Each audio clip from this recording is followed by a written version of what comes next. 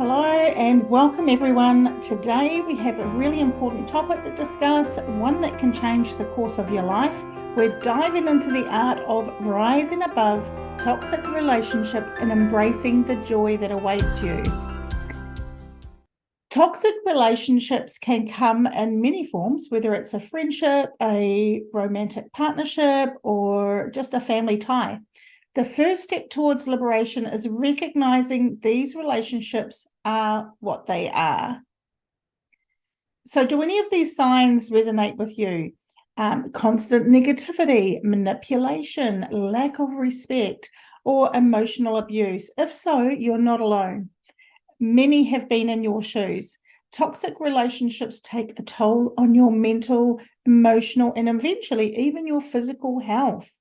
They can leave you feeling really drained, anxious, and deeply unhappy. But remember, you have the power to change this. I've been there too, trapped in toxic relationships that just seemed impossible to escape. But here's the good news, there is a way out, and it does start with you. So breaking free from toxic relationship requires a lot of courage and a willingness to embrace change. And it's okay to be afraid. Change is a big step, but it's also your path to joy and peace.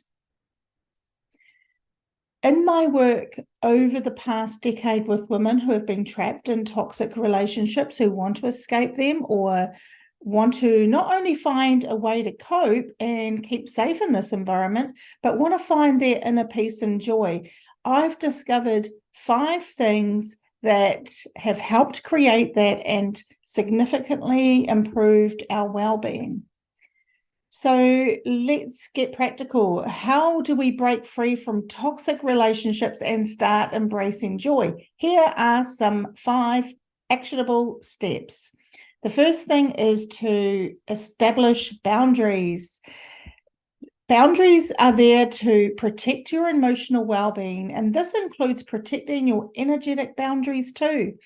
And you can do this by simply stating an intention every morning and every night, even just to say something along the lines of, today it is my intention that no negative energy enters my field, that only love and positivity are invited into my energetic field, and so it is.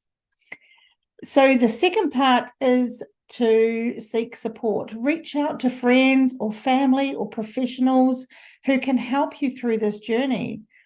We can often be kind of standoffish and afraid of people knowing what's really going on behind those closed doors. But if you have a few people in your life that you feel safe to share, what you're doing is you're building a fortress bigger than yourself to withstand troubling times. Number 3 is self-care. Prioritize your self-care and your self-love as you heal and grow. One part of that means discovering your passions, reconnecting with activities and interests that bring you joy. Start dreaming of what could be real for you and start dreaming about what you want to feel. And so bring that focus back to you, because we tend to forget how to dream like we did as kids. But joy comes from creativity, and anything that has been built and invented has been once upon a time dreamed and imagined.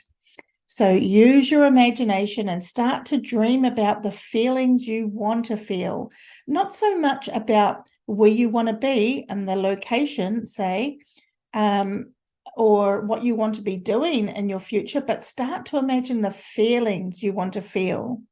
And then you can ask, what does future me do when this happens? Or what does future me like to do in her spare time?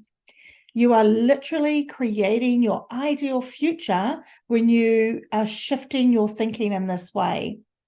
So when I was living with my ex-partner and figuring out how I would escape the situation, I used to tell my son that one day we're going to own our own home and it's going to be yours, and you're going to have a big backyard and lots of space. And I would talk about how much fun this will be to cook yummy meals in my own kitchen that no one can take away from me, and how satisfying that will feel. And he would laugh and scoff about it, but I had created the vision through the feelings, and it felt so real. And it just took time for this reality to catch up with what I had created in my whole being. And it happened faster than I could ever imagine, too. So the number 4, I think we're up to number 4, is let go and forgive. Release any resentment and anger, not for the other person, but for yourself. Now, I personally prefer to use the word release over forgiveness, because often, we're told some very negative things about forgiveness, like forgive and forget, turn the other cheek. And it feels very dismissive of the other person's actions and not really feeling very empowering to us to take charge of how we want to be treated and who we let in. So releasing is just recognizing that something negative has happened to you and that you no longer wish to hold on to it. Releasing clears away some space to make way for joy and happiness and something that we want. So when working with my clients, we go through a release statement and a ceremony that will then refill that space with really high frequency energy of love. And it's just incredible how much more open and free women feel from releasing the toxicity that has been inflicted on them. So as you take these steps, you'll start to notice something really beautiful happening. You're creating space in your life for joy. Embracing joy isn't about just feeling good. It's about reclaiming your life and your happiness. So we've seen countless individuals transform their lives from breaking free from toxicity and choosing joy. And you can do it too. Just remember, you are not defined by your past relationships.